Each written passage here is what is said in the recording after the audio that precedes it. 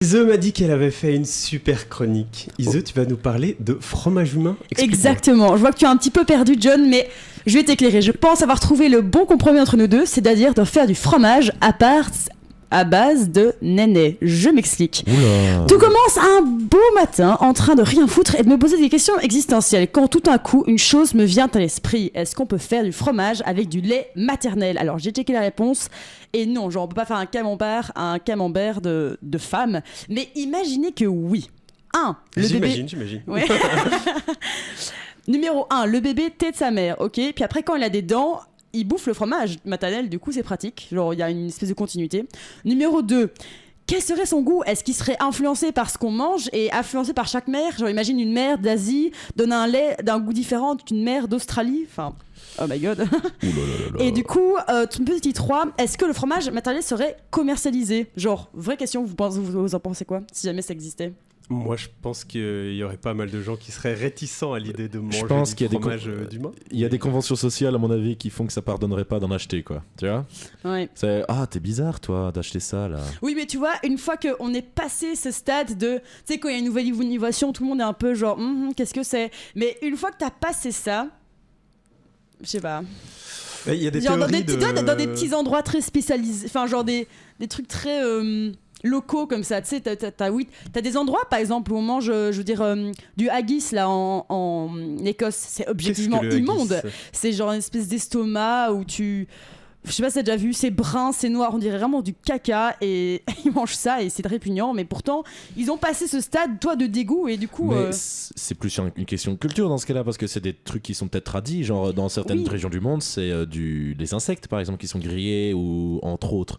Et il y a d'autres régions aussi où ils mangent du placenta de mouton aussi, il me semble, genre chez les Aztèques ou un bazar du style. Mais pour ta première question, le fait que je pense vraiment que la nourriture influence le goût de...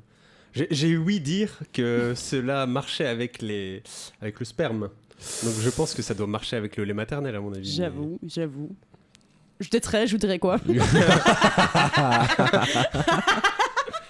Enfin bref, et du coup, il y a d'ailleurs sur YouTube 2 vidéos de caméras cachées bien marrantes. La première, ce sont soi-disant des moines qui tentent de vendre le fromage le Saint-Vergeron. Je sais pas si vous avez vu cette vidéo. Le Saint-Vergeron. Le Saint-Vergeron, c'est du fromage de bite, complètement. Et ils sont sur un petit marché, genre tous déguisés en moines, et ils sont en mode enfin une dégustation, du coup les gens goûtent, et après ils expliquent, et t'as vraiment genre les gens dégoûtés, c'est extrêmement drôle. Et la deuxième, ce sont des fermières qui font déguster leur fromage, le Saint-Mamelin, au cours d'une foire agricole. Et du coup voilà, c'est un peu genre les gens, justement, comme vous dites, confrontés par ce truc un peu de répulsion, dégoût, mais... Ça fait très caméra cachée, en fait. Mais c'est complètement, c'est complètement une caméra cachée. Et du coup, voilà. Et c'est même marrant parce que concernant le Saint-Mamelin, t'avais quand même genre une ou deux vieilles qui étaient en mode où est-ce que je peux l'acheter? Enfin bref, c'est vraiment une pépite. En vrai, pour l'expérience sociale, je pense que je goûterais, mais...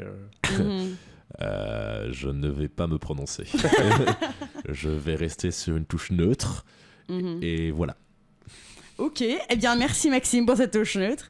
Mais du coup, me vient l'idée, et si c'était possible au final? Alors, on va revenir à la base. Comment faire du fromage? L'idée est de faire coaguler du lait qui contient beaucoup de protéines, dont la caséine. La caséine, c'est important parce que c'est ce truc qui va donner la solidité au fromage, qui va différencier par exemple du fromage frais, blanc, et du gouda. Et du coup, la raison pour laquelle on ne sait pas faire de fromage avec du lait maternel, c'est parce qu'il ne contient pas assez de caséine et de protéines en général. En très rapide, pendant la coagulation, on va ajouter des trucs, dont des bactéries. On va en résister un fromage, et après quelques étapes, ce fromage va être un réel écosystème semi-naturel de microbes, genre c'est vraiment un concentré de microbes, et du coup, ça va influencer et la composition de ces microbes va influencer les goûts et les textures. Voilà, une petite minute fromagère. Alors, en France, les gens sont drôles, certes, mais ils sont sages. Mais aux States, faire du fromage humain était totalement inévitable. Enfin, on a une artiste, une New-Yorkaise, Myriam Simon, qui a ouvert au public le Lady Cheese Shop dans une galerie d'art new-yorkaise. Genre, c'est quand même genre une fois, c'est pas galerie d'art new-yorkaise, quoi. Ouais, oui, voilà, c'est ça, voilà. Ça, un peu choquer les gens, mais c'est pas non plus genre une start-up, quoi.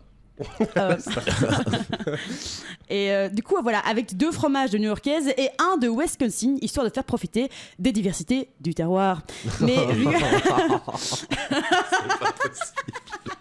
rien ne va. Non, mais du coup, vu qu'il n'y a pas de caséine, c'est au final de la ricotta facilement tartinable. Toujours aux USA.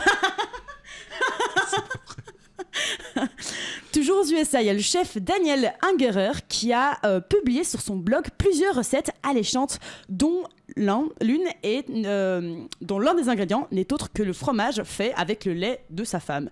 Et du coup, pour que ça fonctionne et que ça coagule un peu, il y a un peu de solubilité, il a mis 50% avec du lait de vache, histoire que ça caille pour avoir un maximum de caséine.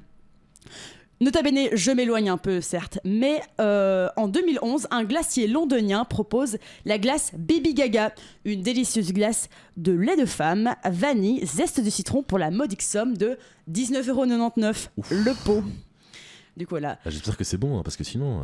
Ah oui, c'est cher payé. Mais c'est comme je dis, c'est quelque chose à tenter une fois. Enfin, genre, c'est les gens qui sont en mode oh my god, curieux, moi, ils font une fois de ma vie. Ah, mais à mon avis, c'est cher parce qu'on traite très peu les femmes en général. Donc, je pense que la matière première est. Attention, parce que ça peut donner des idées très bizarres à certaines personnes. Commencer un truc un peu plus industriel de ce genre de pratique.